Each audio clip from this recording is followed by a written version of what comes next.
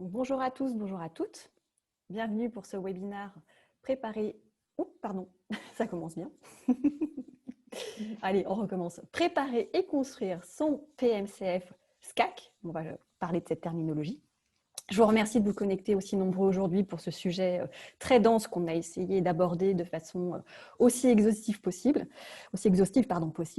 Aujourd'hui, donc, ce sujet préparer et construire son PMCF sera abordé via Héloïse Le-Roland, donc consultante en recherche clinique, et exceptionnellement moi-même, d'habitude qui modère ces webinaires, donc Sylvie Lebeau. Je suis chef de projet qualité affaires réglementaires chez MD101. En termes d'organisation, ce webinaire durera 45 minutes, au-delà duquel on se posera sur vos questions. Donc, n'hésitez pas à utiliser la petite boîte questions et réponses directement sur le webinaire, de façon à ce que derrière, on puisse échanger sur ces sujets, sachant que nous en avons déjà eu ce matin et on les a notés. Donc, on va aborder certains sujets aussi à la fin de la présentation. Pour rappel, la présentation est enregistrée. Vous pouvez y accéder directement via notre chaîne YouTube Expert MedTech. Et je vous propose de regarder le sujet, les différents points que nous allons aborder aujourd'hui. Donc, l'agenda du jour est: premier point, définition et place de la PMCF ou SCAC dans la vie du dispositif médical. Le contenu du plan PMCF SCAC, les activités, les démarches réglementaires, afin d'anticiper les attentes européennes et locales. L'investigation clinique, préparation, construire et mettre en place nos recommandations.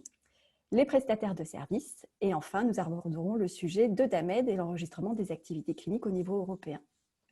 Je laisse la parole à Héloïse. Bonjour à tous, merci d'être aussi nombreux à vous être connectés à ce webinaire. Nous espérons répondre à vos questions. Et une des premières questions qui revient souvent, c'est qu'est-ce que le PMS et le PMCF et le SAC-SCAC? Alors, pour vous faciliter les choses, cette petite slide très simple qui vous montre en fait que c'est juste une simple définition du post-market surveillance que vous connaissiez tous depuis longtemps, en surveillance après commercialisation pour ce qui concerne le PMS-SAC, et pour le PMCF, donc le post-market clinical follow-up, avec la surveillance clinique après commercialisation en franco-français. Voilà, donc dans cette présentation, nous allons aussi bien passer du PMCF au SCAC, donc ne soyez pas étonnés, nous essayons de parler un peu le langage de tout le monde. Maintenant, nous allons passer aux définitions. Donc très rapidement, pour éviter de perdre du temps sur de la lecture pure de définitions, je vous recommande de reprendre votre règlement, et notamment à l'article 2, vous avez la définition du PMS SAC, donc comme étant un ensemble d'activités réalisées par les fabricants, donc en collaboration avec tous les autres opérateurs économiques que vous pouvez avoir autour de vous, que ce soit les mandataires, les distributeurs, pour établir et tenir à jour une procédure systématique de collecte proactive de données, donc sur vos dispositifs bien sûr, donc qui soient mis sur le marché ou mis à disposition sur le marché ou mis en service afin d'avoir un bilan de leur utilisation et d'avoir le maximum d'informations qui vous remontent concernant leur utilisation et leur sécurité. Donc, ce qui est très important de voir ici, c'est vraiment la collecte proactive. On demande vraiment une action de la part des fabricants pour aller chercher l'information et puis ensuite l'analyser. Donc, alors, la suite de la... Voilà. Alors, juste un tout petit point de vocabulaire, en fait, parce que ça peut porter à confusion. Dans le règlement, on vous parle de surveillance après commercialisation et de surveillance du marché. La surveillance après commercialisation, c'est de l'ordre de la responsabilité du fabricant. La surveillance du marché, c'est toutes les activités, on va dire ces activités similaires, mais qui sont effectuées par les autorités compétentes. Et donc, en gros, c'est comme si c'était le SAC des autorités compétentes. Voilà, donc c'est ces autorités qui vont aller chercher de l'information et s'assurer que tout se passe bien sur la mise en place et l'utilisation de votre dispositif. Maintenant, quand on regarde un peu plus dans le détail au niveau de tout ce qui concerne l'évaluation clinique, on a la définition de l'évaluation clinique quand même qui est un processus systématique et planifié, on verra pourquoi il doit être planifié, qui vise du coup à analyser l'ensemble des données que vous allez produire, collecter et donc ensuite rédiger sous forme d'un rapport l'analyse de ces résultats. Donc on utilise des données cliniques qui sont relatives au dispositif afin de vérifier bien sûr toujours sa sécurité et ses performances, dont le fameux bénéfices de votre dispositif qui, maintenant, vous le savez, a une part très importante dans le rapport bénéfice-risque qu'on vous demande d'évaluer dans votre rapport d'évaluation clinique. Ensuite, en termes de données cliniques, parce qu'on vous parle beaucoup de données, qu'est-ce qu'on entend par données? Alors, les données, c'est toute information qui va être relative à la sécurité ou aux performances obtenues dans le cadre de l'utilisation d'un dispositif et qui proviennent notamment des sources suivantes comme présentées, telles que les investigations cliniques du dispositif concerné.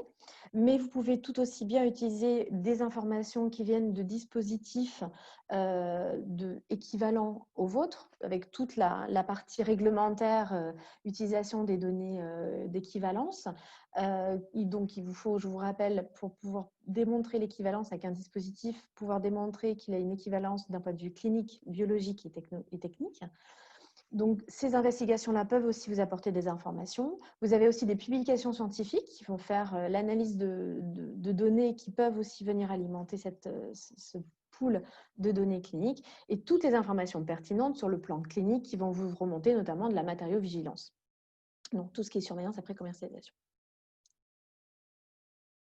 Donc, dans le cadre d'investigation clinique que vous allez vous-même mettre en place pour récupérer de l'information, on entend en PMS SCAC un processus continu de mise à jour de l'évaluation clinique, donc qui est bien stipulé au sein du règlement dans plusieurs articles, dont l'article 61 et la partie A de l'annexe 14. Il s'inscrit donc dans le plan de suivi après commercialisation. Donc, votre plan de PMCF va s'inscrire dans votre plan de SAC, nous le verrons plus tard. Et vraiment, le but, c'est de collecter de manière proactive. Si sur toute la définition de la PMCF SCAC, il faut retenir une chose, c'est un processus continu et proactif. On veut vraiment que vous mettiez en place des actions pour aller collecter de l'information et que vous n'attendiez pas seulement de remonter de l'information du terrain par d'autres biais. Donc là, on va vraiment, pendant toute la durée de vie du dispositif, et ça c'est important de le savoir, faire cette évaluation, faire cette action proactive de terrain. Donc, en termes d'investigation clinique, on parle d'investigation clinique pour toute investigation systématique qui va impliquer un ou plusieurs participants humains. Donc, le but étant d'évaluer la sécurité et la performance du dispositif. Et cette définition-là est reprise dans la norme ISO 14155-2020 qui vient de sortir au courant de l'été 2020 et donc qui parle aussi de la même manière en termes de définition de l'investigation clinique dont on parle aussi d'essais cliniques ou d'études cliniques. Tout ça, c'est synonyme. Donc, quand vous entendez investigation clinique, essais cliniques, c'est exactement la même chose. Il n'y a pas de problématique là-dessus. Donc, pour essayer de resituer un petit peu le SAC et le SCAC, parce que c'est vrai qu'au milieu de tout ça, on ne sait plus trop à quel moment. Tous, vous savez ce qu'est votre documentation technique. C'est vraiment votre gros dossier pour votre dispositif médical. Donc, dans l'annexe 2, vous avez tout ce qu'on attend de vous d'un point de vue réglementaire dans cette documentation technique. Et il y a une partie, la partie vérification et validation du produit, qui en fait détermine justement cette revue d'évaluation clinique. Donc, on va vous demander d'anticiper un plan d'évaluation clinique qui inclut notamment le plan de développement clinique. Rapidement, le plan de développement clinique, c'est expliquer comment vous allez passer des données avant marquage aux données après marquage. Donc, comment vous allez mettre en place des investigations avant marquage et comment, à partir des résultats de ces investigations, vous allez mettre en place toute votre activité de PMCF. Voilà, c'est une explication du développement comme on l'entend de manière, on va dire, dictionnaire. Et donc, ce plan d'évaluation clinique, au bout, vous allez avoir le rapport d'évaluation clinique qui va, du coup, analyser toutes les données que vous aurez récupérées. Et en même temps, on vous demande de préparer votre plan de SAC à l'intérieur duquel s'inscrit le plan de SCAC et le rapport de SCAC. Donc, tout ça voilà, est très bien détaillé dans l'annexe 14 sur l'évaluation clinique, avec en partie A et en partie B. En partie A, l'évaluation clinique pure et en partie B, tout ce qui est surveillance après commercialisation. Donc, quand on regarde ça, la première chose à faire, c'est préparer votre plan de surveillance après commercialisation. Ce plan va du coup intégrer le plan de SCAC. Donc ça, c'est des choses que vous allez rédiger avant votre marquage CE.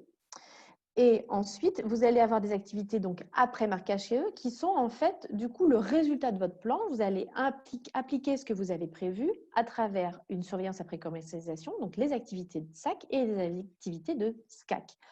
Dans un premier temps, vous allez analyser ces données qui va vous permettre pour les dispositifs médicaux de classe 1 de faire un rapport de SAC, et pour les dispositifs de classe supérieure de faire des rapports périodiques actualisés de sécurité, donc les PSUR, ces rapports qui vont être mis à jour avec une périodicité qui va dépendre de la classe du dispositif, mais aussi si à un moment donné vous avez des événements graves qui remontent ou des informations conséquentes qui sont importantes à mettre à jour au sein de votre documentation technique, vous allez pouvoir éditer ce rapport de manière plus rapide que ce que vous aviez prévu.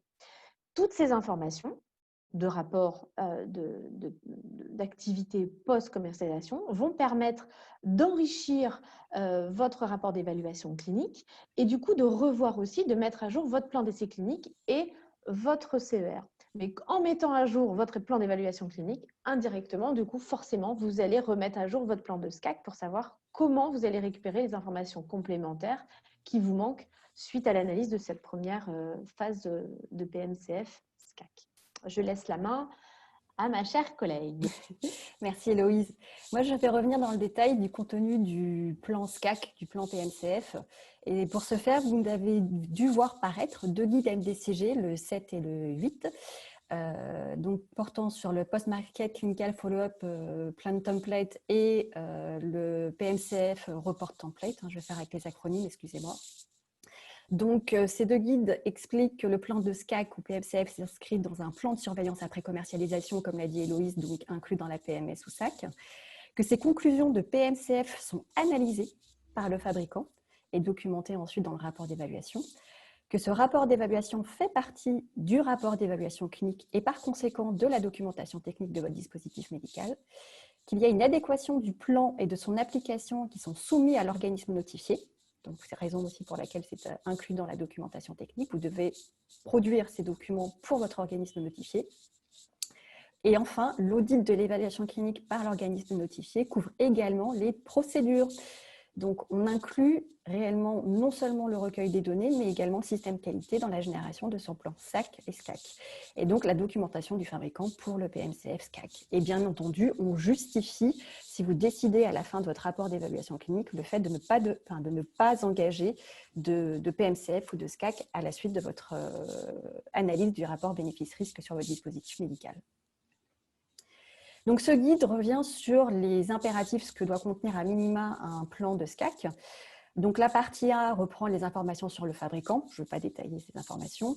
La partie B, les descriptions du dispositif médical et ses spécifications. Donc, un peu comme dans le rapport d'évaluation clinique, les indications d'usage, excusez-moi en anglais, intended use, les utilisateurs prévus, les revendications, les bénéfices, les points techniques à connaître sur le dispositif. La partie C est la plus importante puisqu'elle détaille toutes les activités liées à votre SCAC, donc ce que vous souhaitez mettre en place, aussi bien de façon générale, mais également au niveau des méthodes spécifiques et des procédures qui vont vous permettre de générer cette activité de SCAC. Je vais revenir dans cette partie un petit peu ultérieurement. La partie D fait référence aux parties pertinentes de la documentation technique. Donc là, je ne vous apprends rien. Il va s'agir principalement de votre tableau d'analyse de risque, de votre risk management file, donc toutes les données liées à votre analyse de risque et des données issues de votre rapport d'évaluation clinique. La partie E, elle, repose sur la mise à jour des données cliniques des DM équivalents et similaires. Là, je m'arrête un instant pour que ce soit bien clair. Héloïse en a parlé. Les DM équivalents, c'est clair pour tout le monde. Il s'agit de DM qui disposent de la même indication d'usage, de DM qui ont la même technicité, de la même technologie. Et enfin, les DM équivalents en termes de biologie, avec une démonstration d'équivalence. Pour les similaires, il s'agit d'un ensemble de dispositifs ayant les mêmes objectifs en termes de revendication d'usage ou un point commun technologique. Donc, on est un peu plus large en termes de DM similaires. Et donc, vous devez aussi suivre ces dispositifs médicaux.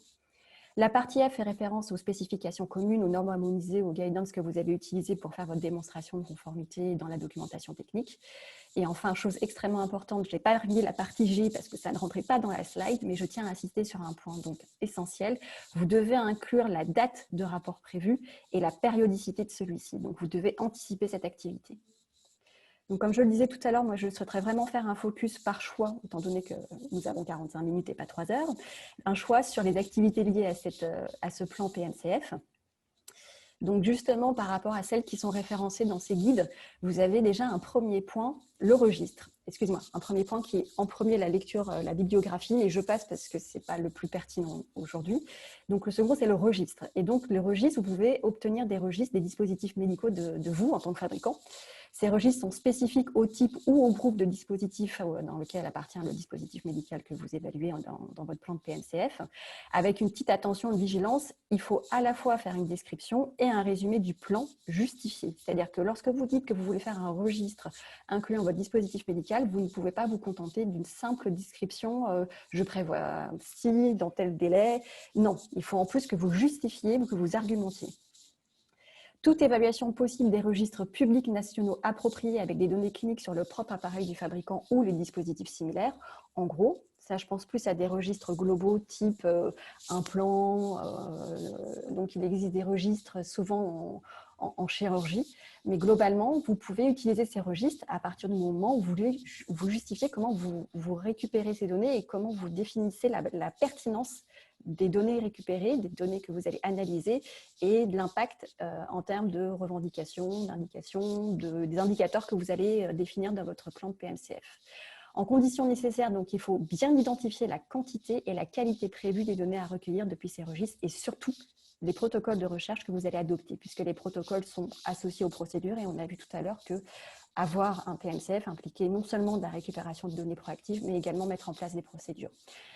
Alors, juste parce que c'est souvent un point d'achoppement, un point trouble, je fais un petit arrêt sur la différence entre cohorte et registre.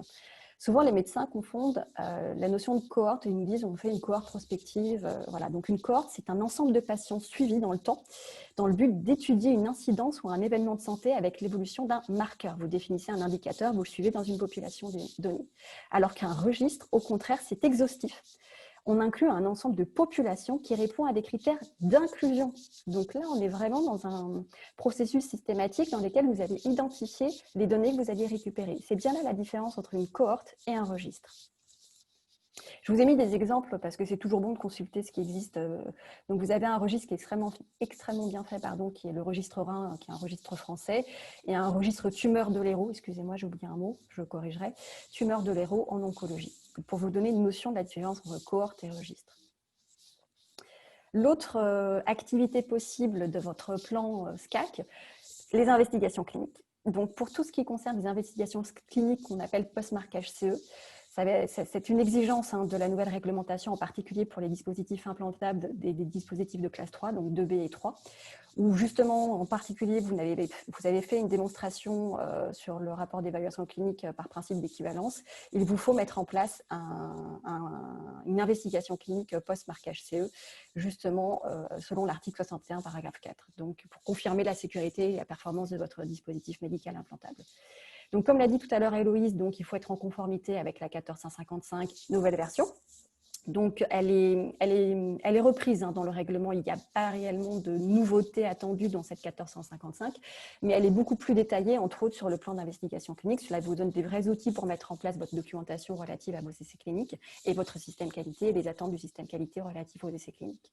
Donc, cette investigation clinique doit comprendre dans son pic à minima une justification de la conception du protocole, l'analyse de risque, mais non seulement au niveau du produit, au niveau du système qualité, une analyse de risque induite par le fait d'inclure des patients dans un protocole. Vous devez justifier la taille d'échantillon des sujets, donc vous devez avoir des analyses statistiques qui soient probantes et qui expliquent que vous recueillez des données cliniques pertinentes. Vous devez informer sur le dispositif auprès des patients. Vous devez expliquer les procédures qui vont être engagées pour le patient lors de l'investigation clinique, définir les critères d'inclusion, d'exclusion. Bon, j'en passe parce que sinon on peut passer des heures sur ce sujet. Passionnant, mais des heures. Donc, je vous conseille de relire cette 14155 version 2020. Enfin, vous avez un autre profil d'activité, un autre support possible pour recueillir des données cliniques pertinentes et suffisantes dans le suivi clinique post-commercialisation. Ce sont les données de vie réelle, real-world data. Alors, ces analyses, ces études de données de vie réelle sont extrêmement intéressantes, en particulier sur les logiciels. Je sais qu'on a eu pas mal de questions ce matin par rapport aux logiciels. Donc, ces données en Real World Evidence, RWE, sont des analyses de données probantes, planifiées en vie réelle, dans le monde réel. De façon similaire, il vous faut un résumé du synopsis, un résumé du plan. Donc, ça veut dire qu'il faut que vous ayez un protocole. Il faut une justification de la conception. Pourquoi vous mettez en place cette évaluation sur données de vie réelle. Il vous faut justifier la taille de l'échantillon. Donc, ça veut dire que lorsque vous mettez en place ce protocole données de vie réelle, il faut que vous sachiez déjà quelle est la population que vous souhaitez inclure dans cette analyse. Les critères d'évaluation, comme on l'a vu tout à l'heure, on n'est pas dans une cohorte, on est de nouveau avec des critères d'inclusion. La population d'analyse. En conditions nécessaires, il faut que les données réelles sur lesquelles ces analyses soient basées soient donc qualifiées de nouveau suffisantes et provenant de sources de données fiables. Je m'arrête un instant puisqu'il y a un terme qu'on entend beaucoup en recherche clinique et qui n'est peut-être pas une notion commune, et tout simplement la définition de données de qualité et données pertinentes. Donc, ce sont des données qui sont dites réelles, pour lesquelles vous n'avez pas d'erreur de retranscription possible, pas d'erreur de transmission possible, et qui répondent de façon appropriée à un objectif fixé. Donc, l'objectif fixé, c'est le critère d'évaluation de votre protocole, l'endpoint. Donc, pour définir une qualité de données, vous avez par exemple 3 critères qui sont souvent repris en recherche clinique, qui sont l'exactitude, la précision et la fiabilité. Et comment faire en sorte que vous ayez des données exactes, précises et fiables? C'est de savoir les identifier au préalable, de savoir mettre en place des procédures qui vous prouvent que ce que vous avez fait correspond bien à un process qui répond à des normes de qualité. Et en troisième point, de les analyser pour vérifier ce que vous avez fait, donc la fiabilité. Et enfin, le dernier support sur lequel je voulais revenir par rapport à ces activités de PMCF-SCAC, c'est tout simplement les enquêtes. Donc, les enquêtes, ce sont des enquêtes qui peuvent être réalisées auprès des utilisateurs finaux, donc les patients, ou des utilisateurs de type profession de santé, les médecins. Donc, ces enquêtes permettent la récolte de données prévues pour recueillir des informations sur l'utilisation de votre dispositif médical et donc doivent être décrites. Mais comme on vient de le voir, de plus en plus dans le recueil des données, vous allez devoir justifier, argumenter, définir la conception. Donc, une fois qu'on a choisi les activités, on entre dans les sous-activités. Quels sont les impératifs, les exigences que nous détaille ce guide PMCF MDCG 2020-7? Tout simplement, la raison pour laquelle vous mettez en place ce PMCF. Est-ce qu'il s'agit d'une demande de votre organisme notifié? Est-ce que c'est suite à l'analyse de votre ratio bénéfice-risque et des conclusions de votre rapport d'évaluation clinique? Est-ce qu'il s'agit d'une mise à jour suite à votre rapport d'analyse de risque? Vous devez rationaliser la mise en place de cette sous-activité. Vous devez en décrire la procédure, donc le recueil. Je ne parle pas de RGPD aujourd'hui aussi, mais typiquement, vous devez signaler si vous devez être en conformité à une méthodologie de référence. Vous devez prouver que vous récupérez des données et que vous mettez en place le système qualité, comme dit précédemment. Vous devez préciser l'objectif. Est-ce que vous voulez faire une démonstration de performance? Est-ce que vous voulez faire une démonstration de sécurité par rapport à votre dispositif médical? Et enfin, vous entrez ensuite dans le détail des différentes procédures utilisées pour justement encore argumenter, rationaliser cette sous-activité. Donc, justifier la recherche de littérature ou éventuellement d'autres sources de données cliniques. Si d'autres études post-commercialisation étaient disponibles, vous les ajoutez. Vous collectez les données dans les registres, vous les ajoutez. Bref, tout ce qui est on va dire, tout ce qui touche de près ou de loin à des données cliniques peut être ajouté en différentes procédures utilisées. En termes de justification de la pertinence de la méthode, donc pourquoi vous procédez à ce recueil, vous devez également ajouter des calendriers avec les délais dans lesquels vous souhaitez réaliser cette investigation ou ce plan ou ces recueils en données vie réelle. Vous devez également donner les critères d'évaluation. Vous devez déjà les définir au préalable. Si besoin d'un comparateur, si vous voulez faire une évaluation comparative, vous devez le justifier sur la base de l'état de l'art.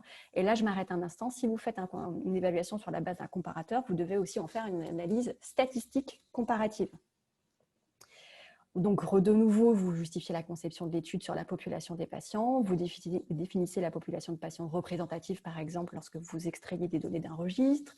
Vous prévoyez des contrôles adéquats et en particulier les sources de biais éventuelles que vous auriez envisagées ou en tout cas que vous souhaitez contourner.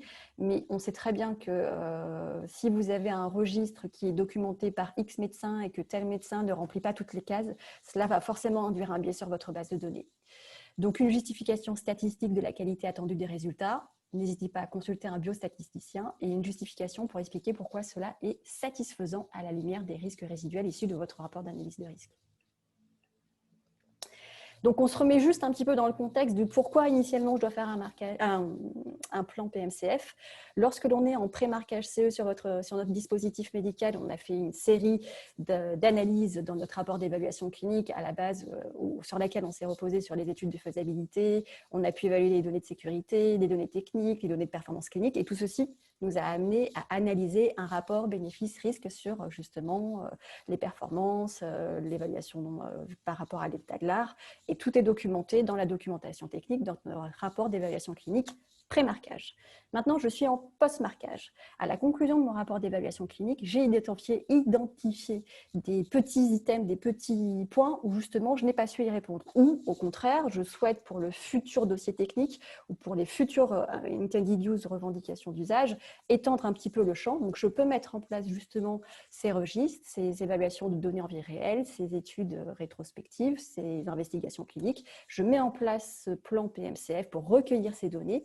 Donc, on collecte de façon proactive ces données de santé sur la sécurité et la performance de nouvelles extensions d'usage. Et ensuite, on peut comme ça confirmer la sécurité et les performances si c'était l'objectif que je m'étais fixé, identifier des nouveaux effets indésirables si c'était ce que je souhaitais relever, identifier les risques émergents, mettre à jour mon rapport bénéfice-risque, identifier des mésusages, etc., etc., etc. Et là, je mets à jour ma documentation technique, mon rapport SCAC, mon rapport d'évaluation clinique et éventuellement, je prends contact avec mon organisme notifié pour la suite. En tout cas, quoi qu'il arrive, l'organisme notifié reverra tout ça, enfin tout ce dossier. Donc maintenant, je sais, je dois procéder à des activités d'évaluation de données en vie réelle, d'investigation clinique. J'ai fait mon choix, j'ai fait mon plan.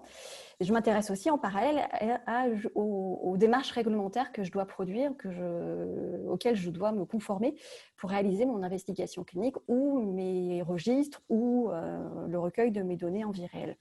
Donc, je m'arrête un instant parce que c'est encore un flou franco-français. Donc, il faut savoir qu'en France, on a une particularité dans la recherche clinique, c'est que nous devons appliquer impérativement la loi Jardé, décret de 2016, donc, qui est apparu sur le fait que les investigations cliniques, donc les études cliniques, sont catégorisées en fonction de l'intervention sur le patient.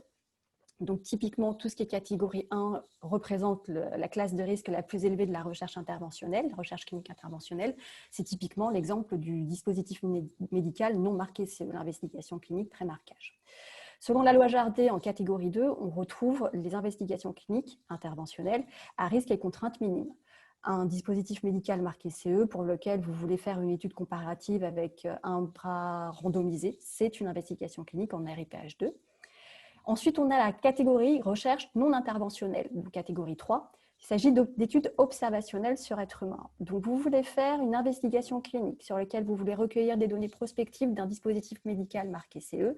Vous pouvez donc passer en catégorie 3 et par exemple, vous pouvez recueillir des données de qualité de vie, d'événements indésirables, être assez exhaustif sur le recueil des données dans le protocole de façon à justement prouver une sécurité, une performance, etc., etc., etc. Donc ça, ce sont les 3 catégories de recherche selon la loi Jardé. J'ai rajouté une autre petite catégorie qui est extrêmement pratique, qui correspond aux recherches sur données de santé, ce qu'on appelle, nous, dans le jargon, des RNIPH. Donc une RNIPH nécessite un enregistrement auprès de l'ancien comité CRS, si je ne me trompe pas dans les acronymes. On n'a pas besoin de faire une soumission au CPP à l'ANSM, contrairement aux autres processus réglementaires selon la loi Jardé. On doit informer le patient par un droit d'opposition et on doit déclarer une conformité à l'AMR 04. Je ne rentre pas dans le détail de toutes les autres catégories, je suis désolée parce qu'on est un peu pris par le temps, mais comme vous aurez l'enregistrement du webinaire, vous aurez toutes ces informations de façon lisible. Alors, petite subtilité. Donc, pour l'instant, nous sommes obligés d'appliquer la loi Jardé, mais à partir de la mise en application du règlement, nous devons appliquer le règlement européen. Et le règlement européen ne classe pas du tout l'investigation clinique selon le niveau d'intervention sur le patient, 1, 2, 3 et données. Non, le règlement classe les investigations en pré-marquage CE et post-marquage CE. À savoir donc la classe d'investigation la plus à risque qui représente les classes 3, 2A, 2B invasifs, où là on fait à la fois autorisation à NSM et CPP, Comité d'éthique français. Pour tout ce qui est pré-marquage CE, classe 1, 2A, 2B non invasif, excusez-moi, il y a une petite faute, une petite coquille, recevabilité à l'NSM, qui n'évalue pas forcément, mais qui envoie ensuite auprès des CPP. CPP, j'ai rajouté disposition nationale, puisque c'est une particularité franco-française, puisque dans le règlement, on parle d'États membres. Et enfin, on a l'investigation clinique post-marquage CE, pour laquelle vous avez une procédure additionnelle invasive ou lourde. Donc, si on revient un petit peu en arrière, si j'ai un côté interventionnel sur le patient, un peu comme une RIPH2, risque et contrainte minime. Mais là, on est en post-marquage CE, donc information à NSM 30 jours avant le début de l'investigation et avis du CPP. Et sans procédure additionnelle, on utilise notre dispositif médical dans les conditions d'usage avec l'instruction d'utilisation d'usage sans procédure additionnelle sur le patient, avis du CPP. Là où je m'arrête un petit peu, c'est tout simplement qu'on va vivre une transition réglementaire entre la loi Jardé et le règlement. Sauf qu'en fait, selon le droit français, une loi ne peut être supprimée sans être remplacée par une autre loi. Donc, on va devoir appliquer les deux, puisque la loi de la bioéthique, qui comprend l'investigation clinique, qui remplace la future loi Jardé, a pris du retard. Et donc, aujourd'hui, on est face à une véritable interrogation avec des différences notables entre la définition du règlement et la définition de la loi Jardé en termes d'investigation clinique, déjà concernant la qualification de la recherche, comme on l'a vu, puisque selon les critères du règlement, la recherche est selon la classe du dispositif et le fait qu'il soit marqué CE ou non, versus loi Jardé, on retrouve la RIPH1 interventionnelle, RIPH2 interventionnelle à risque et contrainte minime et RIPH3 observationnelle. Et on a aussi des différences notables d'écart dans les définitions. Les définitions des événements indésirables ne sont pas identiques, les défectuosités, les modifications substantielles. Donc tout ceci signifie qu'il faut que la révision du cadre français légal doit être faite avant le 26 mai 2021. Et je ne sais pas vous, mais moi je suis un petit peu sceptique sur le respect du délai du 26 mai 2021 sur la révision du droit français. Et je laisse la parole à Héloïse. Rebonjour. Donc oui, alors on va rentrer dans le sujet. J'ai laissé à Sylvie la lourde tâche d'essayer de vous présenter le champ soumission réglementaire, qui est un champ de bataille en France depuis des années. Maintenant, on va vraiment rentrer un petit peu dans le vif du sujet, parce qu'à l'intérieur de ce webinaire, on voulait absolument vous parler des investigations cliniques en tant que telles et ce qu'il fallait anticiper dans leur préparation. Donc, de quoi a-t-on besoin pour commencer une investigation clinique de PMCF? Bien sûr, un dispositif marqué, parce que s'il n'est pas marqué, ce n'est pas du PMCF, n'est-ce pas? Donc, en tant que fabricant, donc vous faites partie du premier gros pôle de personnes intervenant dans l'investigation clinique. Vous allez avoir donc besoin d'un dispositif marqué avec une brochure investigateur complète, une documentation technique, préparer ce qu'on appelle une base de données pour la récolte de ces données cliniques que vous allez récolter durant votre investigation. Donc, on appelle le CRF, le Case Report Form, qui peut être électronique. Donc, dans ces cas-là, on parle de ICRF. De tout un panel de procédures qualité autour de l'investigation clinique. Donc, c'est vraiment en plus de tout ce que vous allez mettre en place comme procédure sur votre dispositif. Et une équipe dédiée qui va pouvoir vous aider à mettre en place, suivre et analyser toute cette étude clinique. Donc, pour rappel, non, le webmaster, ce petit clin d'œil, ne peut pas devenir le statisticien ou le data manager. Vous allez voir qu'il faut vraiment avoir des gens dont ce sont les compétences premières, car on va vous demander de tout justifier. Et puis, voilà, le fabricant, le promoteur va être en charge de l'analyse et de la rédaction du rapport à partir des données et faire le suivi de matériaux-vigilance. Donc, vous voyez, c'est un rôle quand même qui est extrêmement important, qui est lourd. Il faut savoir que le promoteur est responsable, mais surtout propriétaire de ces données. Donc, c'est très important de bien déterminer si vous voulez, en tant que fabricant, rester promoteur ou déléguer cette tâche. Voilà, il y a toujours cet aspect, je suis propriétaire de mes données à partir du moment où je suis promoteur. Le deuxième grand acteur de l'investigation clinique, c'est bien sûr l'investigateur qui va pouvoir prescrire votre dispositif, l'utiliser et donc faire toute une analyse de données. Donc, il faut que vous ayez des médecins qui connaissent la pathologie, bien évidemment, qui aient un minimum de maîtrise du dispositif médical. Donc, vous pouvez avoir toute une période de formation sur le dispositif avant de les intégrer à votre investigation clinique, qu'il ait la population attendue pour le recrutement de votre investigation et surtout une bonne connaissance des bonnes pratiques cliniques qui sont vraiment un point très, très important aujourd'hui de la recherche clinique. Et le troisième acteur, mais non des moindres, ça va être le fameux patient. Le patient, c'est quand même votre utilisateur final qui va du coup devoir répondre à un certain nombre de critères d'inclusion et d'exclusion, qui doit être correctement informé du protocole et de ses droits durant cette étude d'investigation, enfin cette investigation clinique, signer un consentement ou ne pas exprimer d'opposition selon le type d'étude que vous mettez en place. Et toutes les données personnelles médicales de ce patient seront conservées de manière complètement anonymisée. C'est un point extrêmement essentiel. Juste pour information, la sélection des centres et des centres compétents est de la responsabilité du promoteur. La sélection des patients va être de la responsabilité de l'investigateur. Mais par contre, tout ce qui est autour de la sécurité du patient, investigateur et promoteur sont responsables. Donc, ça veut dire que si de l'information remonte du patient au médecin, le médecin doit en informer le promoteur. Si le promoteur a des informations issues des autres centres, il doit en informer tous les centres, puisque la sécurité est vraiment la partie la plus importante de l'étude. Voilà. Et donc, effectivement, le médecin, oui, petit point, le médecin investigateur ne peut pas participer et au développement du dispositif et à l'écriture d'investigation clinique et être investigateur. Sinon, il sera jugé partie et vous intégrerez alors un biais dans l'analyse de vos données. Donc, on a encore quelques points importants à anticiper sur l'investigation clinique. Donc, vraiment anticiper son PMCF, c'est très important. C'est pour ça aussi qu'on vous demande de mettre en place le plan PMCF, plan SCAC, avant même le marquage de votre dispositif. C'est une préparation qui va vraiment vous demander du temps. Vous allez le voir dans la slide. On a un certain nombre de choses à préparer. Il faut tout d'abord savoir ce qu'on cherche, ce dont on a besoin, quelles sont les données attendues, nécessaires. Donc, comme vous le disiez tout à l'heure, Sylvie, ça peut dépendre des attentes de l'ON ou ça peut être au niveau du développement, au niveau du pré-marquage. Vous vous êtes rendu compte qu'il vous manquait un certain nombre d'informations et vous avez décidé de les récupérer en post-marquage. Vous avez donc toute cette partie-là de plan PMCF qui est extrêmement importante.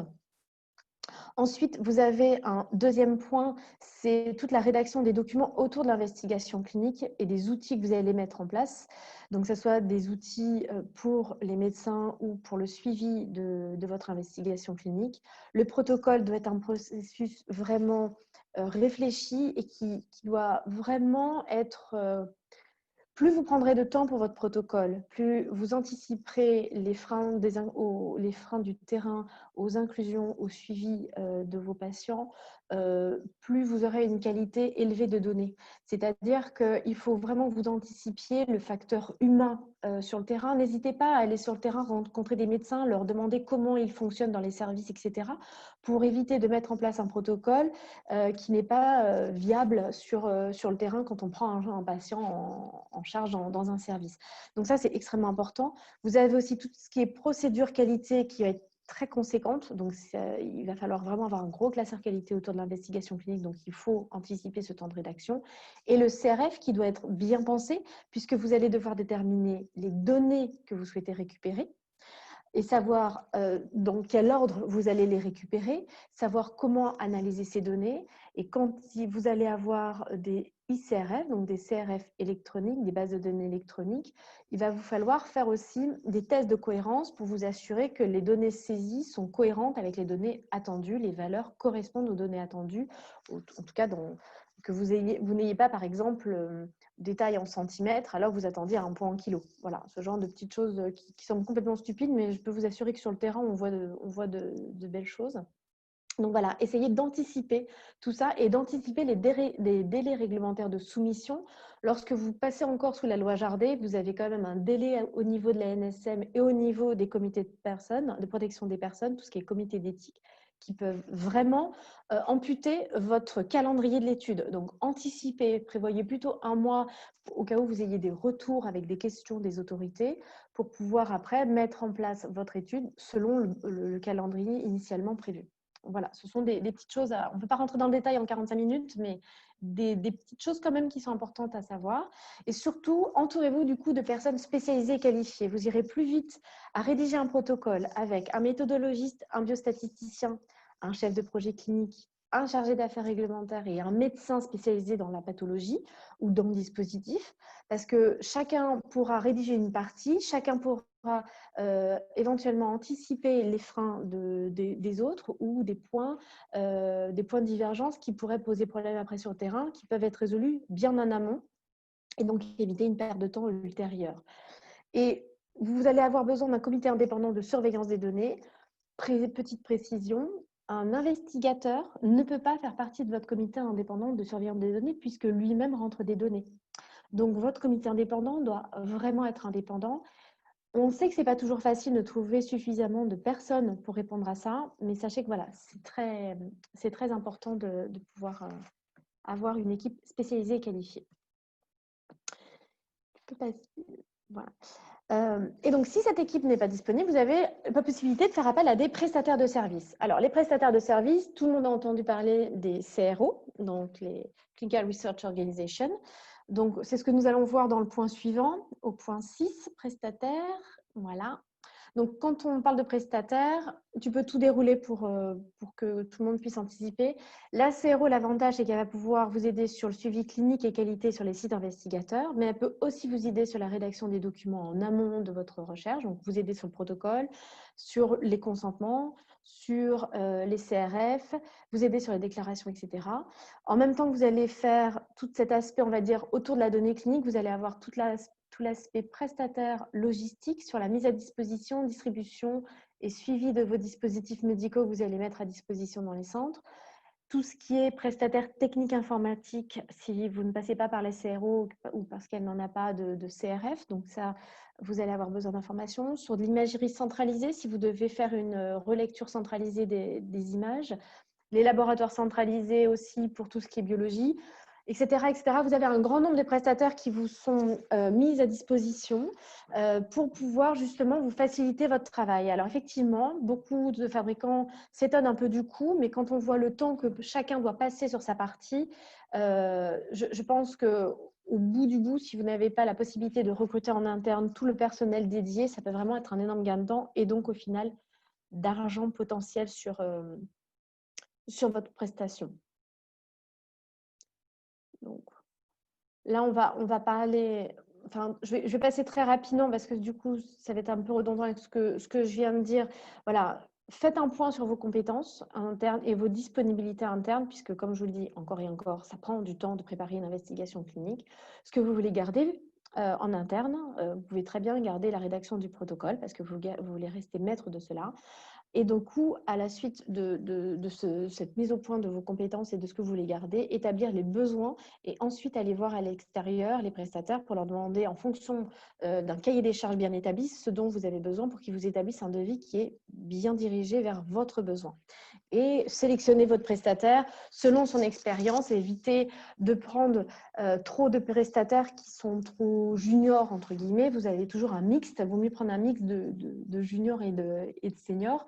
Les seniors auront une connaissance du terrain qui vous permettront du coup, ces seniors d'anticiper voilà, certaines problématiques et d'aller plus vite sur certains points. Donc voilà, le but étant de diminuer la charge de travail. Et le dernier point, Eudamed, je laisse Sylvie prendre le relais. Excusez-moi, j'ai mis ma slide avant de remettre mon micro. Donc, Eudamed est attendu incessamment sous peu, donc premier module au mois de décembre 2020. Par contre, le module essai clinique n'est pas encore prévu pour tout de suite, c'est le module 7. Donc, il faut savoir que les activités d'enregistrement d'investigation clinique sont à effectuer au sein d'Eudamed, mais je tiens à rappeler que ce ne sont pas les seuls en lien avec l'investigation clinique. Donc, typiquement, le promoteur va en effet créer un numéro d'identification unique de l'investigation clinique au sein d'Eudamed. Alors, je dis promoteur aujourd'hui parce que je n'ai aucune visibilité sur l'accès possible par le biais d'une CRO au sein d'Eudamed. Pour l'instant, on ne sait pas encore. Possible, un jour, je ne sais pas, mais pour l'instant, je n'ai pas cette information. Donc, les demandes initiales d'investigation clinique et les modifications substantielles de l'investigation clinique seront à soumettre dans Eudamed. Aujourd'hui, lorsque vous soumettez votre essai clinique, vous le soumettez via le SICNRIPH, le comité d'allocution aléatoire des CPP. Et en parallèle, vous le soumettez à l'ANSM si votre étude clinique est assujettée à une revue de l'ANSM. Donc, vous devrez déclarer dans Eudamed également les déclarations de début, de fin d'arrêt temporaire, les arrêts anticipés d'investigation clinique. Vous devrez déclarer également les données de sécurité liées à l'essai clinique, les événements indésirables graves, les défectuosités de dispositif médical. Et enfin, vous devez publier le rapport final et les résumés des résultats de votre investigation clinique. Donc, le promoteur n'est pas le seul intervenant sur la base de données Eudamed. Vous avez également des informations de type échange avec le promoteur et la Commission européenne, puisque vous avez la possibilité de faire une évaluation coordonnée de votre investigation clinique et donc une validation de démarrage d'investigation clinique.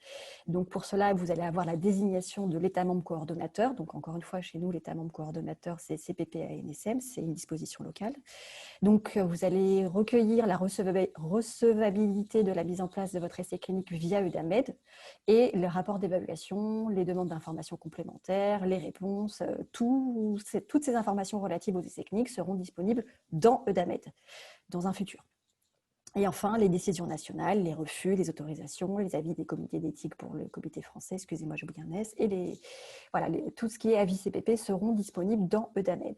Et enfin, vous avez aussi certains opérateurs économiques qui peuvent également tracer des dispositifs médicaux dans Eudamed qui peuvent vous concerner en particulier sur les données de sécurité. Donc, Eudamed et les informations relatives aux investigations cliniques vont être fort utiles dès que Eudamed sera en place. Et je laisse Héloïse terminer.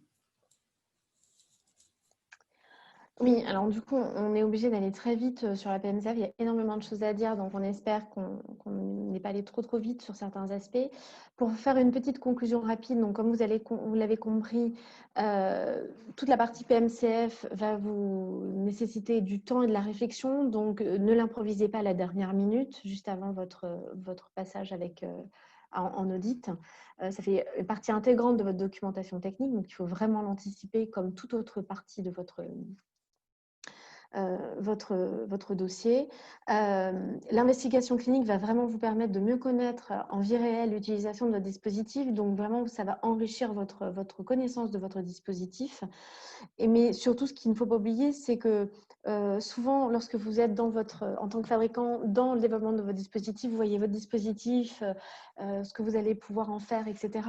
N'oubliez pas qu'au bout du bout, au bout de tout votre processus, vous avez des patients et des utilisateurs. Donc, vous allez de temps en temps avoir des remontées d'informations qui vont vous surprendre, mais c'est normal. Et dans le cadre justement de cette utilisation, il y a une chose qui me paraît extrêmement importante de relever, c'est que le médecin ne peut pas prendre toutes les responsabilités. On a assez fréquemment des fabricants qui nous disent ça sera à la discrétion du médecin, ça sera de la responsabilité du médecin de déterminer quel modèle il faut donner aux patients, etc. Je vais vous faire un parallèle très, très grossier, mais qui va peut-être vous parler. C'est le parallèle automobile. Si vous êtes patient, acheteur d'un véhicule, vous allez voir votre médecin, qui va être donc votre concessionnaire. Vous allez avoir un besoin à lui exprimer, voilà, voiture familiale ou petite citadine qui se gare partout, etc. Et donc, en fonction de votre besoin, votre concessionnaire va vous donner des conseils sur le modèle le plus approprié à votre besoin. Mais lui, pour pouvoir vous proposer quelque chose, il faut qu'il connaisse ces modèles. Et pour connaître ces modèles, il a besoin des caractéristiques techniques. Si vous voulez un véhicule en macaron critère 1 ou 2, s'il n'a pas l'information de la part du fabricant, donc du constructeur automobile, il ne peut pas donner l'information, il ne peut pas vous renseigner là-dessus. Donc, de la même façon, En tant que fabricant, vous avez votre responsabilité dans le cadre de votre notice de déterminer ces informations-là. Donc, les investigations cliniques vont vous permettre aussi de déterminer ces données et d'ajuster au mieux votre population, vos tailles de dispositifs, votre dispositif, quel que soit, on va dire, son format, à la population et pouvoir ainsi donner le maximum de critères pour la sélection à votre médecin utilisateur. Voilà, c'est très important de ne pas tout remettre sur la responsabilité du médecin parce que le médecin, à un moment donné, s'il n'a pas donné la bonne taille parce qu'il n'avait aucune information là-dessus, il pourrait revenir vers vous. Donc finalement, c'est de la matériovigilance qui va se mettre en place et ce n'est pas forcément tout bénéfique pour vous. Voilà. Nous espérons avoir répondu à vos questions. Évidemment, vous avez certaines questions qui sont assez précises dans les questions-réponses. On va essayer de répondre à chacune d'entre elles et sinon, nous reviendrons vers vous ultérieurement si nous jugeons nécessaire de vérifier nos dires avant de vous répondre en direct. Merci Héloïse. Qu'est-ce qui s'est passé? Bon, j'espère que tout le monde continue de voir mon écran. Donc tout simplement, j'ai une première question. Registre signifie-t-il données de vie réelle? Les registres font partie des évaluations en données de vie réelle. C'est vrai que j'ai fait la séparation entre registres classiques, médico-économiques et registres en données de vie réelle pour bien montrer la différence de données et de critères. Mais les registres, en effet, peuvent faire partie des évaluations en données en vie réelle. Sachant que les registres, généralement, sont des registres qui sont menés par des grosses bases médicales. Donc, vous n'allez pas pouvoir, vous, en tant que fabricant de dispositifs médicaux, pouvoir avoir accès à un accès très fin, en granularité, en détail, à vos propres dispositifs. Vous allez avoir accès à des classes. Donc, la différence, elle peut être notable si justement les registres nationaux sont trop hauts en niveau macro et que vous avez besoin d'un certain niveau de détail. Donc, vous pouvez alors monter votre propre registre. Et dans ces cas-là, oui, c'est de la donnée en vie réelle. J'espère avoir répondu à cette question. Je laisse peut-être Héloïse compléter si besoin était. Non, ça a été très bien C'est juste une expliqué. définition. Ouais. Oui, voilà. Après, c'est du wording. C'est vrai que le wording, en plus, entre le français et l'anglais, on passe vite de l'un à l'autre et les définitions ne sont pas toujours exactement les mêmes. C'est un petit peu comme je vois dans les commentaires sur tout ce qui est Oui, c'est ce que wording, je disais. investigation clinique, recherche clinique, études de faisabilité, etc. Vraiment, aujourd'hui, l'ISO 14155 parle d'investigation clinique à partir du moment où vous incluez des patients. Donc, l'investigation clinique, en tout cas à mon sens, de ce que j'ai compris de l'ISO 14155 et du MDR, c'est une investigation clinique, c'est à partir du moment où on inclut des patients, donc que ce soit avant ou après marquage en fait. C'est plutôt le nom de l'étude où on va effectivement avoir des études de faisabilité sur une petite population de patients qui va vous permettre d'avoir un certain nombre d'informations en amont de votre marquage pour vous assurer, par exemple, à partir d'un prototype, que le prototype, un prototype très avancé, hein, on est d'accord, mais que le prototype tel que vous l'avez pensé est applicable en vie réelle aux patients, qu'il n'y a pas une petite modification à faire qui n'aurait pas été anticipée. Mais Alors moi, en termes... Pardon, Héloïse. Non, non, vas-y, je t'en prie. Pour répondre à cette question du est-ce qu'une investigation clinique c'est pré ou post-marquage, je pense qu'il faut aller lire le scope de la 1455 version 2011 ou 13, je ne sais jamais, et la nouvelle 1455 version 2020, où justement la nouvelle version 1455 version 2020 insiste bien sur le fait que dorénavant, l'investigation clinique concerne à la fois le recueil de données cliniques systématiques sur patients avant marquage CE et post-marquage CE. S'il y a bien une chose à retenir de cette nouvelle 1455, c'est celle-ci. C'est le fait qu'elle s'applique aux dispositifs médicaux appliqués auprès des patients. Donc, on rejoint avec cette 1455 et le règlement 2017-745 la même problématique que pour le médicament, pour être très clair, à savoir à partir du moment où on est appliqué aux patients, à partir du moment où on s'adresse à un sujet et qu'on recueille des données et que cela est fait de façon systématique avec des procédures qualité, on suit un protocole, on doit mettre en place des méthodes, des moyens et des mesures de contrôle pour s'assurer que tout est fait dans les règles de l'art et que derrière, on puisse interpréter des données qui soient interprétables. Et donc, c'est le gros changement de la 1455. Mais comme c'est le gros changement du nouveau règlement, en fait, on essaye d'avoir l'évaluation d'un dispositif médical qui est proche du médicament. Et si aujourd'hui, on compare le PMCF au médicament, c'est la phase 4 du médicament, hein, c'est tout ce qui est études après commercialisation, mais qui rentre dans le cadre des études cliniques de toute façon à partir du moment où il y a du patient.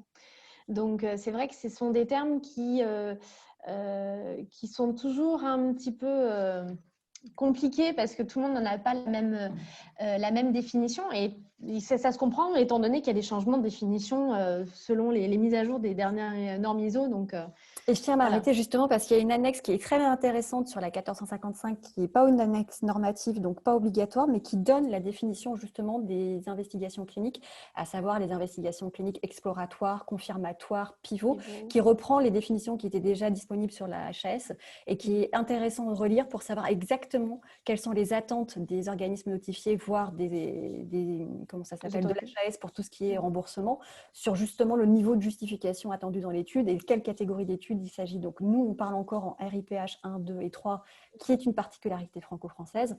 De côté européen et côté remboursement, on va plutôt parler de pivot, confirmatoire, exploratoire. Exploratoire, c'est ce qui permet de façonner son dispositif. Confirmatoire, c'est la première confirmation sur humain.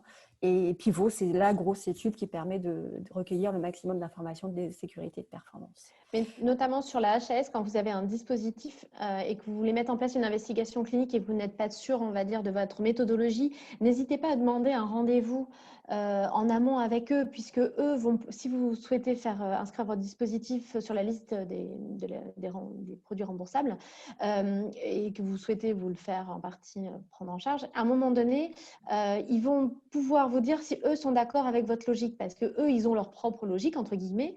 Normalement, on doit tous avoir la même, mais bon, ça reste quand même des hommes hein, et des femmes. Donc, du coup, c'est assez subjectif sur certains points. Et donc, du coup, n'hésitez pas à demander un rendez-vous avec eux avant de lancer tout votre protocole. Si vous savez que c'est une grosse investigation clinique avec beaucoup de patients, donc ça va vous demander un certain budget, n'hésitez pas à aller vers eux parce qu'eux pourront vous dire s'ils sont d'accord avec votre façon de faire. Avant que vous ayez fini, que vous arriviez avec vos résultats et qu'ils vous disent mais nous on pense qu'il y a un biais ou quoi que ce soit. Voilà, donc il ne faut pas hésiter à avoir des autorités compétentes parce qu'ils sont ouverts quand même, malgré tout. Ils sont débordés mais ouverts. J'ai une autre question qui est extrêmement intéressante. Bonjour, comment inclure dans le SCAC une publication produite par un utilisateur de notre dispositif, service hospitalier possesseur du dispositif médical, dans laquelle nous ne sommes pas promoteurs? C'est vrai que je ne suis pas revenue sur cette notion de propriété des données, mais comment utiliser une publication dans ces cadres-là?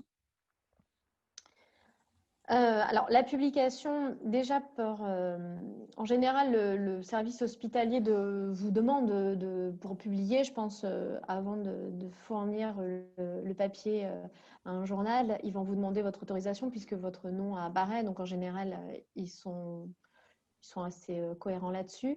Vous pouvez tout à fait l'inclure dans votre SCAC, mais comment dire ça fait partie des activités que vous allez pouvoir, des données cliniques que vous allez pouvoir récupérer pour analyser. Après, comment dire Le poids ne sera pas le même. Parce le que poids ne vous sera n'êtes pas pas le même. propriétaire Voilà, des sera plus données et voilà.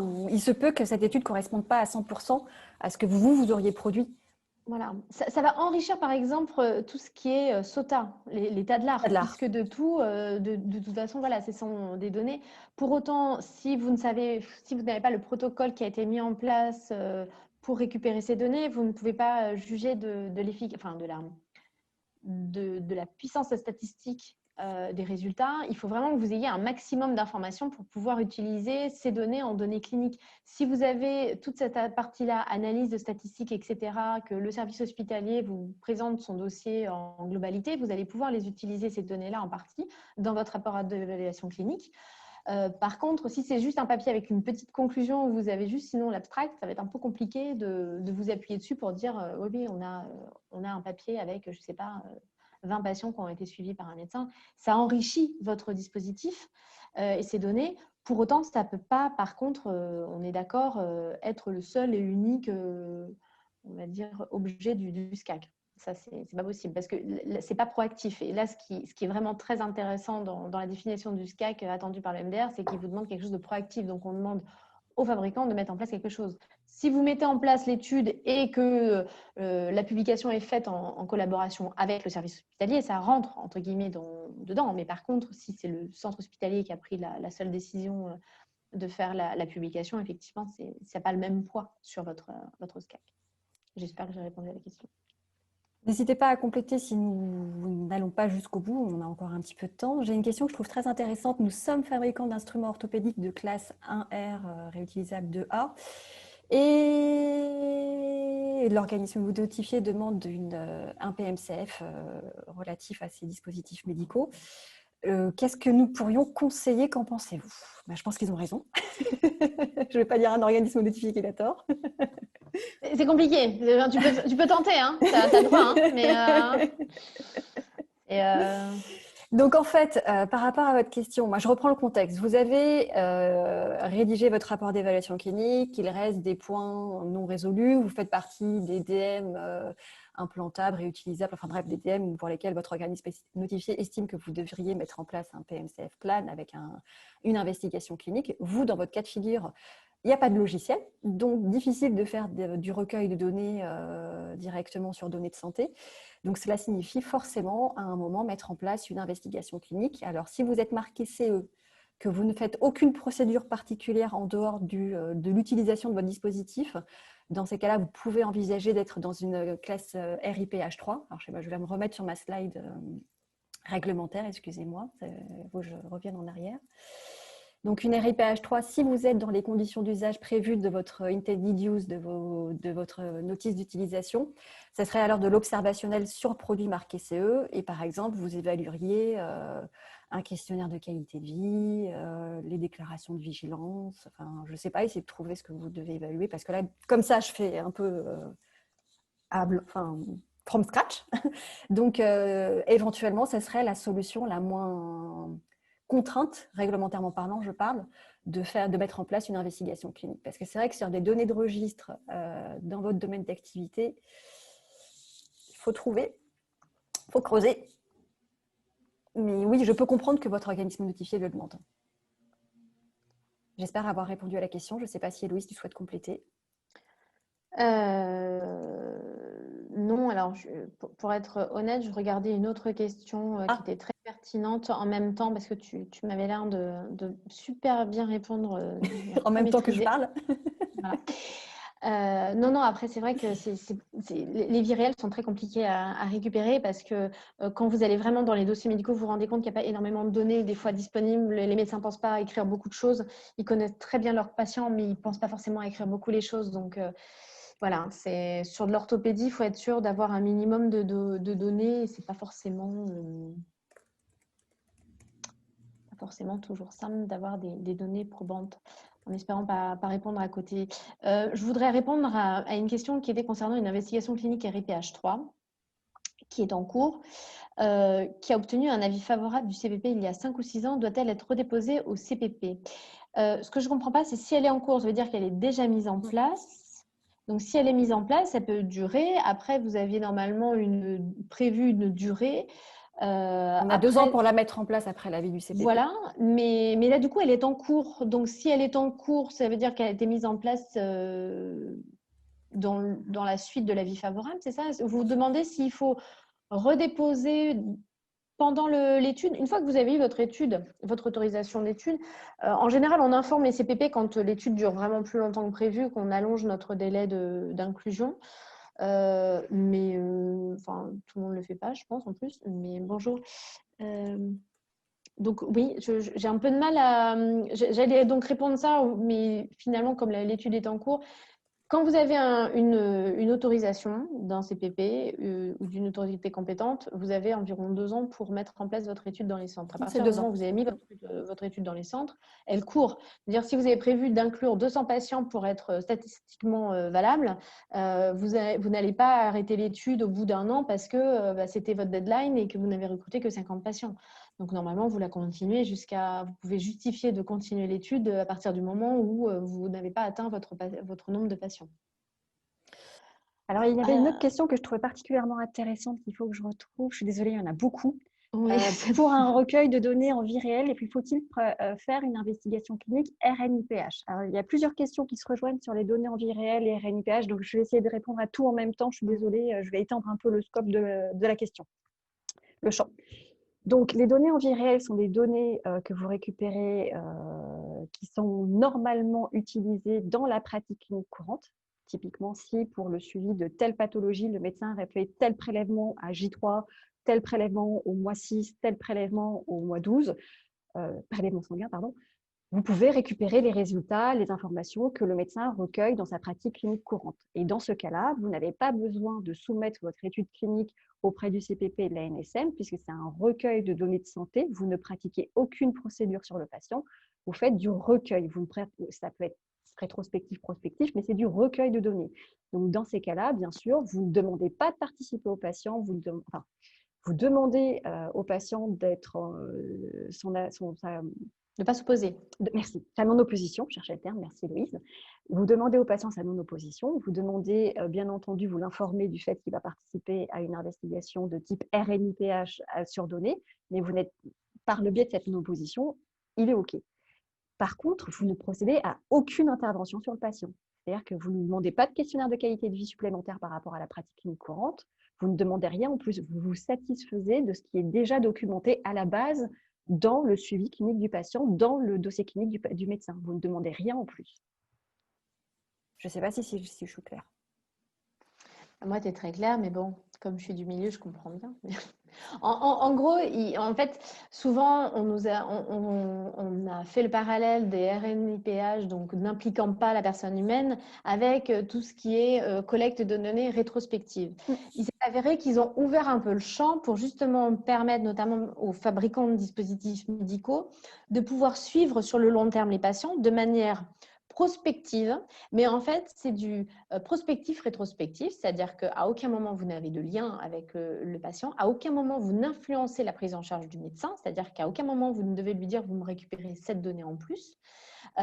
C'est vraiment un schéma de collecte de données dans la vie réelle que vous pouvez faire sur 3 ans, c'est-à-dire que tous les patients qui vont être inclus par le patient, enfin qui vont correspondre aux critères, vont pouvoir être inclus entre guillemets dans ce, pas ce registre, mais dans cette base de données, mais c'est considéré comme du rétrospectif parce que vous venez après récupérer l'information.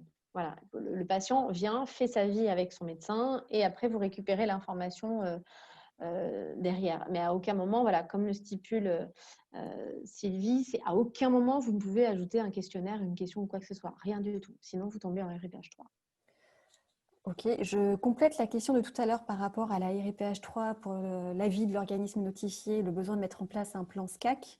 Petite note complémentaire, j'ai confondu, donc mea culpa, il ne s'agit pas de dispositif implantable, mais d'accès, j'ai loupé, hop, voilà, Oui, pour mettre d'instruments. Ouais. D'accord. Ça, c'est les ancillaires, c'est la bête noire en ce moment. Ouais, en ce moment. Pour le plan Pour PMCF, l'organisme. on vous l'accorde, c'est extrêmement difficile d'anticiper les activités à mettre en place. Limite, faut les mettre en. Il faudrait, dans le meilleur des cas, ça c'est mon opinion perso personnelle, c'est de récupérer des informations avec le dispositif implanté. À savoir essayer de vous associer avec le fabricant du dispositif implanté si vous n'êtes pas le fabricant et du coup de faire une sorte de double étude clinique, à savoir que vous avez 2 aspects de récupération des données, l'aspect utilisation des ancillaires et aspect dispositif implanté, parce que de toute façon le dispositif va être implanté avec vos ancillaires. Donc enfin, c'est donc la finalité, elle est jointe, enfin elle est liée. C'est ça. Après, c'est difficile parce que c'est vrai que l'instrument a un énorme impact au niveau de la mise en place, mais par la suite, tout ce qui est événement indésirable, c'est difficile de faire le lien. Voilà. J'ai une autre question. Est-il possible de justifier que nous rentrons dans le cadre du RNIPH MR4, justement, dans le cadre d'un suivi de DM marqué CE dans son utilisation prévue, en récoltant des données post-opératoires que le chirurgien collecte lors de sa pratique habituelle? Donc, comme dit tout à l'heure, si ça correspond à sa pratique habituelle, oui. Mais si ça ne correspond pas à sa pratique habituelle, non. Ou tombe-t-on toujours en RIPH1? Alors, ça dépend. Pas forcément en RIPH1, ça peut être quelque chose qui peut être de la RIPH2. Tout dépend de ce que vous allez, quelle procédure vous allez mettre en place par rapport à côté interventionnel sur le patient. Ça peut aussi être de la RIPH3, puisque le produit est marqué CE. Et ensuite, la question suivante, comment utiliser des publications en qualité de données cliniques quand elles indiquent un nom de marque de produit qui se décline en plusieurs modèles et pas le nom du modèle de dispositif exact? Je vois très bien. Typiquement, un ventilateur avec des algorithmes différents et on n'a que le nom du ventilateur. Je vois très bien de quoi vous parlez. Donc, j'ai un groupe de dispositifs de diagnostic de marque ALA, incluant des modèles ALA 30, ALA 600, similaires, même technologie, même indication, qui sont utilisés dans différentes études. Et les publications ne citent que le nom de la marque ALA et pas le modèle. Je vois bien. Dans ces cas-là, ça revient à ce que je disais tout à l'heure, c'est faire l'évaluation des similaires.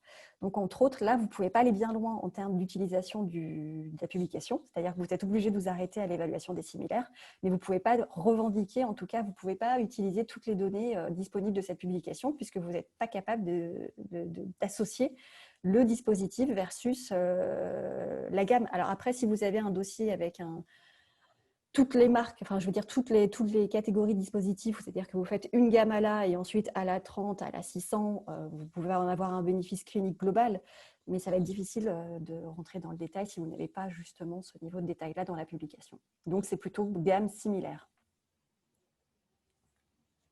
Je ne sais pas si tu veux ajouter quelque chose, Héloïse. Non, j'essaye de lire les questions que je vois en même temps. C'est un exercice qui est super difficile. Hein. Oui, je sais. C'est ma première, excusez-moi. Quelle est votre dernière étude pour le dernier? Alors, la dernière question, doit-on déclarer une RIPH3 qui prend fin faute d'inclusion? Alors, tout dépend, est-ce que vous avez déjà inclus des patients ou pas? C'est-à-dire que normalement, comment se passent les procédures réglementaires dans une recherche clinique impliquant la personne humaine? Vous faites votre soumission réglementaire, vous obtenez votre avis favorable CPP à l'INSM et ensuite, vous démarrez votre investigation clinique. Vous déclarez votre premier patient inclus dans l'investigation clinique. Donc, si vous avez déclaré un premier patient dans votre investigation clinique, il faut que vous déclariez la fin de l'investigation clinique. Par contre, déclarer une RIPH3 qui prend fin faute d'inclusion, ça veut dire que vous n'auriez pas déclaré de premier patient dans votre investigation clinique. Donc là, il faut quand même que vous envoyiez un courrier à votre comité d'éthique ou à l'ANSM pour signaler que vous mettez une fin prématurée à l'étude clinique. Qui justifiera le fait que vous ne fassiez pas de suivi derrière, parce que normalement, vous êtes obligé de faire un suivi. Alors, il y a énormément de super questions. On est désolé, ça va être compliqué de répondre à tout le monde. Il va falloir qu'on libère les gens. Alors, les quelques cas, les collectes de données juste avec quelques cas cliniques,